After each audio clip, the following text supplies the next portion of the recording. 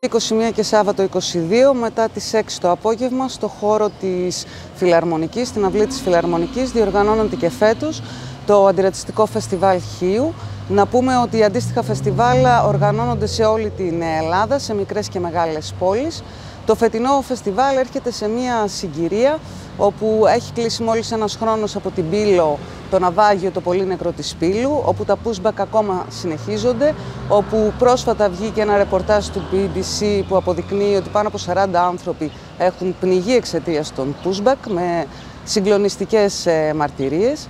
Είναι μια περίοδος που μετά από 8 μήνες συνεχίζεται η γενοκτονία στην Γάζα, ενώ πρόσφατα, πριν από λίγες μέρες, είχαμε άλλη μια κακοποίηση γυναίκας που δείχνει και όλα σε αυτή την περίπτωση ότι η κακοποίηση και οι γυναικοκτονίες δεν έχουν καμία σχέση με φύλο, με κοινωνική τάξη ή με μόρφωση, αλλά δυστυχώς είναι μια καθημερινότητα.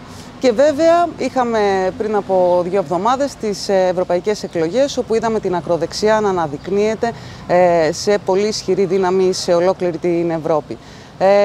Και φυσικά ζούμε την διάλυση της δημόσιας υγείας, τη διάλυση της εκπαίδευσης, τις ανισότητες και το ρατσισμό καθημερινά. Λαμβάνοντας λοιπόν υπόψη όλα αυτά, το σύνθημα του φετινού φεστιβάλ είναι «Σπάμε τη σιωπή» και θα περιλαμβάνει μια σειρά από συζητήσεις αλλά και δράσεις και συναυλίες.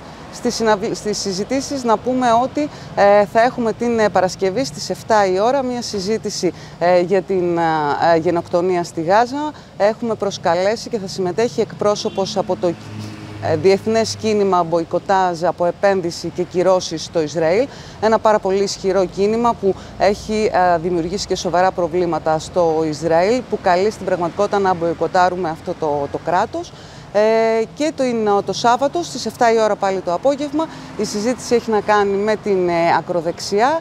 Καλεσμένος μας είναι ο Κωστής Παπαϊωάννου, διευθυντής του Σημείου για τη Μελέτη και την Αντιμετώπιση της Ακροδεξιάς, με πλούσιο συγγραφικό έργο, με τον οποίο θα συζητήσουμε όχι μόνο τα αποτελέσματα των ευρωεκλογών, αλλά και συνολικά το τι συμβαίνει στην Ευρώπη και στην Ελλάδα για την ακροδεξιά. Ο χώρο θα λειτουργεί βιβλιοπωλείο με βιβλία από τις εκδόσεις των συναδέλφων της Ακυβέρνητες Πολιτείες και τις εκδόσεις ΑΠ εδώ τις Χιώτικες.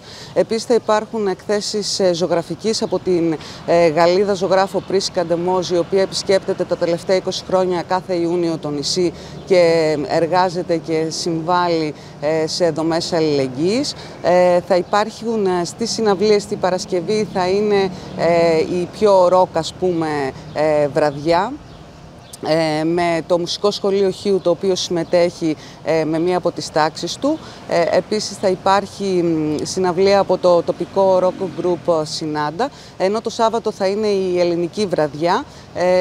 Η βραδιά θα ξεκινήσει με αφηγήσεις μαρτυριών από τη Γάζα από το Πανελλήνιο Δίκτυο για το Θέατρο στην Εκπαίδευση και θα ακολουθήσουν τραγούδια από την Οθωμανική παράδοση και τον Βόρειο Αιγαίο με τους Φασιανό και Σιδεράκη. Στη συνέχεια θα υπάρχει έντεχνο γλέντι με τον Αθανασίου και τον Σιδεράκη και η βραδιά θα κλείσει με το τοπικό συγκρότημα Muffins.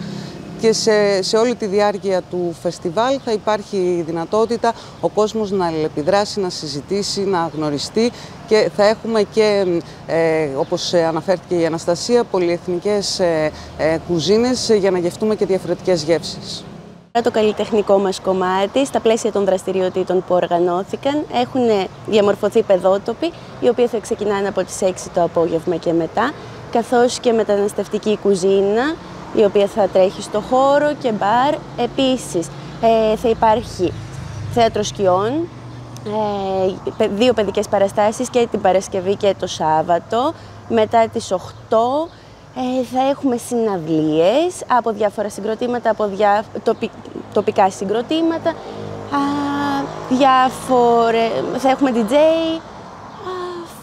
Θα έχουμε ως επιτοπλίστων. Απευθύνεται δηλαδή, από ό,τι μπορώ να καταλάβω, σε όλες τις ηλικίες. Απευθύνεται σε όλες τις ηλικίες και σε παιδιά και σε ενήλικες. Όσο θα υπάρχουν οι συζητήσεις, ταυτόχρονα θα υπάρχουν οι παιδότοποι, οπότε οι γονείς και τα παιδιά θα μπορούν να βρίσκονται σε 2 διαφορετικούς χώρους ταυτόχρονα τα παιδιά απασχολούμενα, ενημερώνοντας τους γονείς.